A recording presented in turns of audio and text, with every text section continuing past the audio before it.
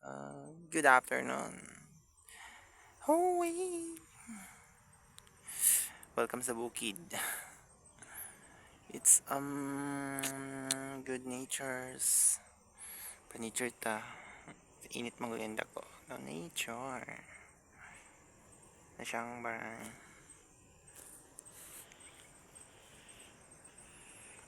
Kapit na na sa oras kasi mga 3:45 p.m. and this afternoon.